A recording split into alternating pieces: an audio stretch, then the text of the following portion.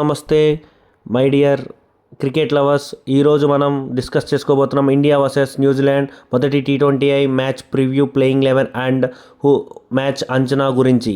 ముఖ్యంగా ఈ మ్యాచ్ జరగబోతున్న వేదిక గురించి వస్తే Vidarbha cricket association stadium, Nagpur. ఇది సాధారణంగా బ్యాటింగ్కు అనుకూలమైన పిచ్. టాప్ ఆర్డర్ బ్యాట్స్మెన్స్ మంచి బౌన్స్ అండ్ టైమింగ్ లభిస్తుంది ఈ పిచ్ మీద. ముఖ్యంగా మన భారత కెప్టెన్ సూర్యకుమార్ యాదవ్ ఒక కీలక నిర్ణయం తీసుకున్నాడు.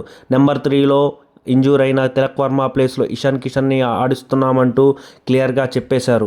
ఇంకా బౌలింగ్ విభాగంలో మన భారత్ బలంగా మారింది. ముఖ్యంగా పేస్ దళాన్ని ముందండి నడిపిస్తున్న జస్ప్రీత్ బుమ్రా, అతనికి తోడుగా అర్షదీప్ సింగ్ అండ్ మూడవ పేసర్గా హార్దిక్ పాండ్యా. స్పిన్ విభాగంలో వరుణ్ చక్రవర్తి మరియు వైస్ కెప్టెన్ అక్షర్ పటేల్. ముఖ్యంగా మన ప్రిడిక్టెడ్ ప్లేయింగ్ 11 ఫర్ ఇండియాకి వస్తే వికెట్ కీపర్ బ్యాట్స్మెన్గా సంజు శాంసన్ అండ్ తనకి ఓపెనర్గా అభిషేక్ శర్మ, మూడవ స్థానంలో ఇషాన్ కిషన్, నాలుగో స్థానంలో మన కెప్టెన్ సూర్యకుమార్ యాదవ్, అక్షర్ పటేల్, హార్దిక్ పాండ్యా, రింకు సింగ్, శివం దుబే, జస్ప్రీత్ బుమ్రా, అర్షదీప్ సింగ్, వరుణ్ చక్రవర్తి. ఇలా మన టీమిండియా చాలా పటిష్టంగా కనిపిస్తుంది.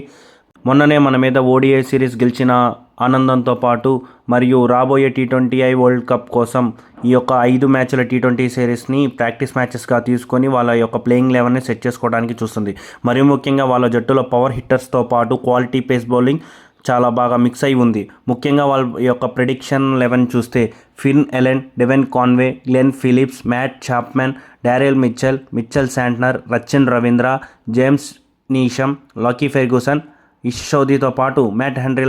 ఇంకా మ్యాచ్ యొక్క ప్రిడిక్షన్కి వస్తే న్యూజిలాండ్ పేస్ బౌలింగ్ చాలా బలంగా కనిపిస్తుంది.